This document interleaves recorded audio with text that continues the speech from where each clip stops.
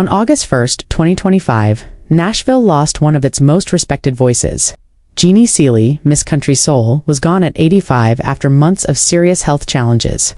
Within hours, the news spread through the Grand Ole Opry family, country, radio, and every corner of the music community. The loss was felt immediately. Tributes poured in, but none carried the personal weight of Bill Anderson's. His words didn't just mourn a friend. They captured a history that stretched back more than half a century. This is the story of Jeannie Seely's final farewell, and the tribute from a man who knew her better than most. Jeannie's death was confirmed by representatives, who shared that she had been hospitalized at Summit Medical Center in Hermitage, Tennessee. In recent months, she had faced a series of serious medical complications, including multiple surgeries earlier in the year. Despite her determination to recover and continue performing, her health continued to decline, and she quietly passed away, leaving a deep void in Nashville and beyond. The news immediately triggered an outpouring of grief across the country music community. Fans, fellow artists, and industry leaders reflected on her 6-decade career and the countless lives she touched.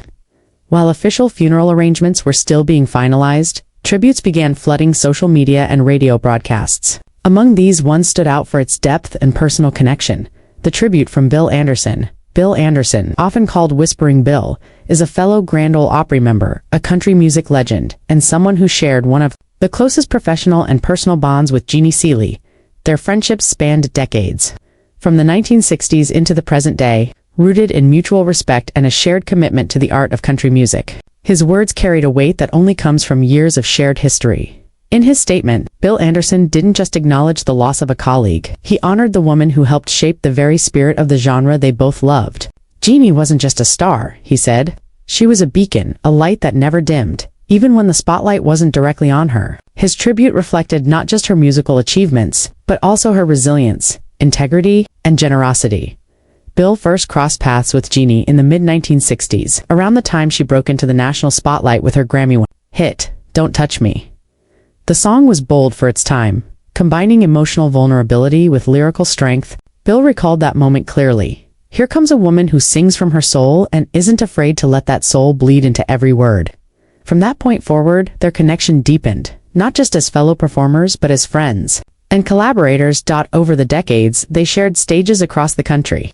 From small-town venues to the historic circle of the Grand Ole Opry, they co-wrote songs, performed duets, and supported one another through the highs and lows of their careers. Bill remembered that when they sang together, it wasn't just harmony, it was history being written in real time. That musical chemistry was paired with a trust and comfort that extended far beyond the stage.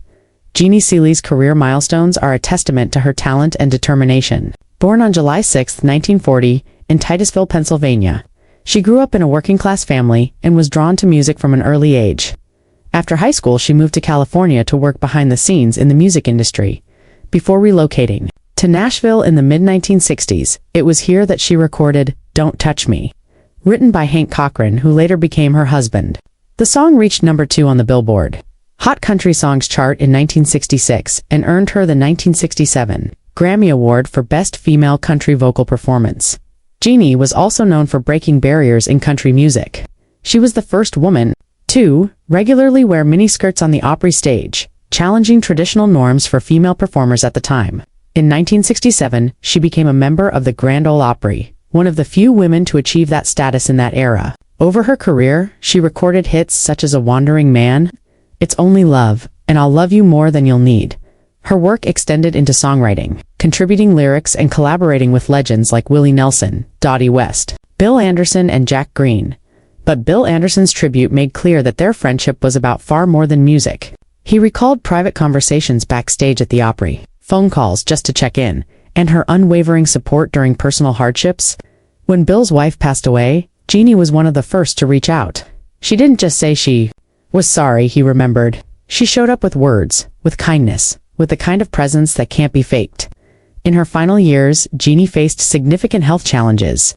In early 2025, she underwent vertebrae repairs in her back, as well as 2 emergency abdominal surgeries due to an intestinal infection, yet she remained committed to her craft. She appeared at the Grand Ole Opry whenever her health allowed, still captivating audiences with the spark and authenticity that had defined her career. Bill admired that toughness. She was tougher than most people ever realized. But it wasn't just physical toughness, it was emotional strength. She believed in showing up even when it hurt. In his tribute, Bill also emphasized her skill as a songwriter. She wrote like she sang honestly, bravely, and with a woman's touch that was rare in those days. He explained that her songs often captured everyday heartache in ways that resonated deeply with listeners. She didn't write or sing from a distance. She drew directly from life experience, and her audiences felt that connection.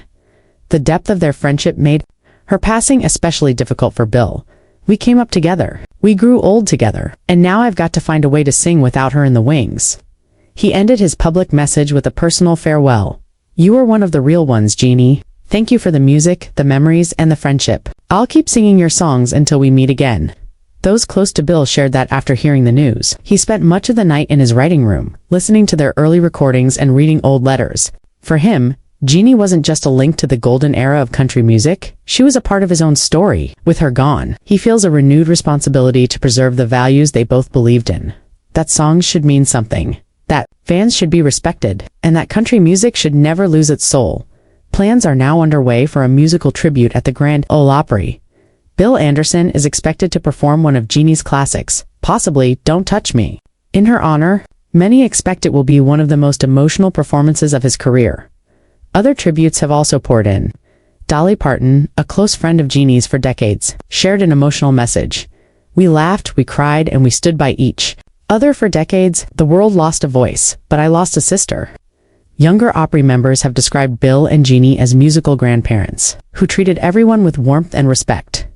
Jeannie's legacy extends far beyond her music catalog. She mentored younger artists, championed fairness in the industry, and used her platform to advocate for women's rights. She was respected for her honesty and loyalty, someone who spoke directly and stood by those she cared about. Offstage, she was known for her generosity, her love of dogs, her passion for gardening, and her enjoyment of reading mystery novels.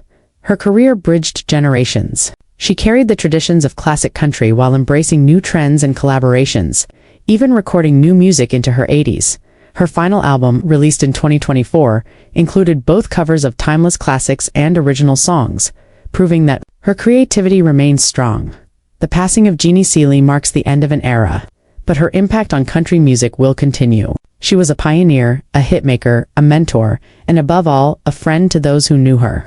Bill Anderson's tribute serves as a reminder that her influence is not limited to the past. It will live on in every artist she inspired, every fan she moved, and every song that carries forward her values.